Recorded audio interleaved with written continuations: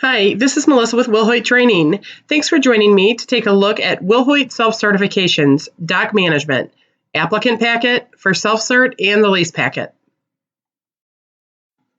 Now, we'll need to find the resident and go to their Docs tab in OneSite to create the first of two packets.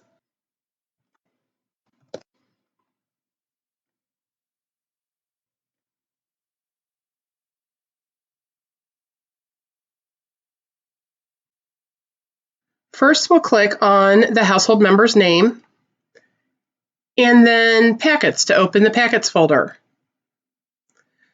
I can see from looking at these packets, and if you hold over the blue bar with your mouse, you can pull it over to read more detail. These packets are outdated, so I need to create a new packet for this self-certification. To do that, I'm going to click on Actions and New Packet.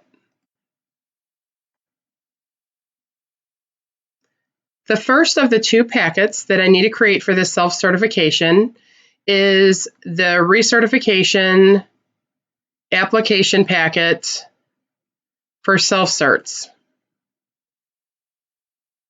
You can choose the lease date and the tax credit date.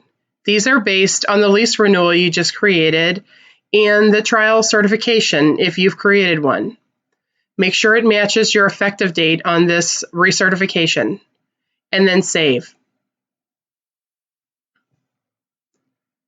Now, I'll go back into the household member's name, back onto Packets, and find the packet that I just created. I'll click on it to open it up and review the contents.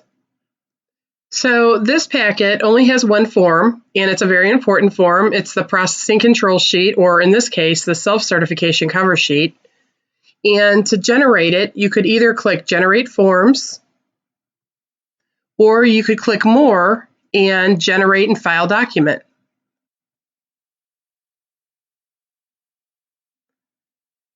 You know that it's been generated because there's now a View link to the left of More.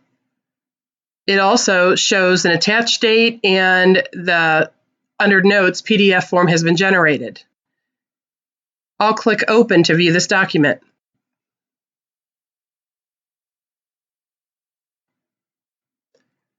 So this is an example of a self-certification cover sheet.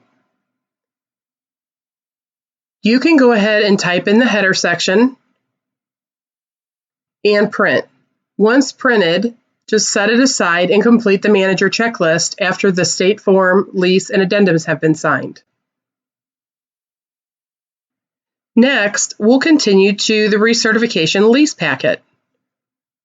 So I see that the lease packet is not created yet, so I need to do that. And I will click Actions and New Packet. Your packet will likely be titled WP Recertification Lease Packet and then have your state or acquisition listed after. This is a training demonstration, so I'm going to choose the appropriate lease packet for this occasion.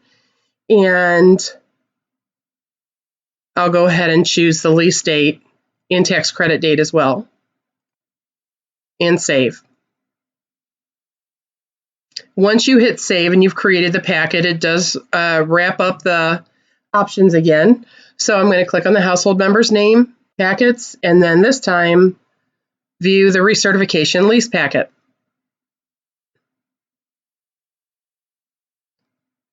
So you can see there are several more items within this packet. And the reason is because we have several forms and documents that we are generating from this packet. To generate the forms, let's click on the blue button that says Generate Forms.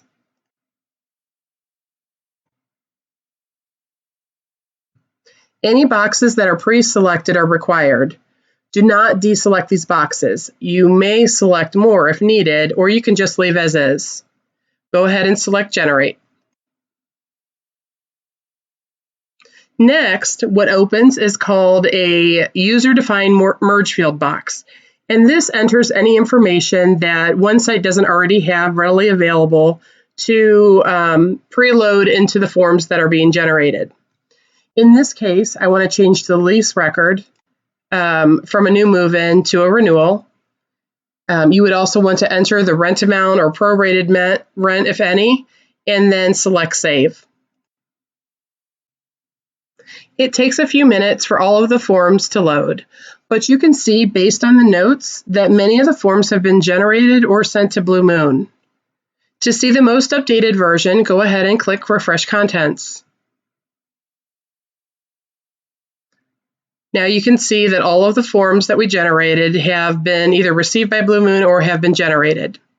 You can click on them individually to print, or you can select the button at the top that says Print View Packet.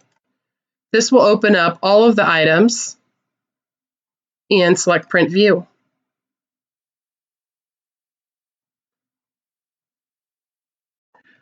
Go ahead and review all the items and print.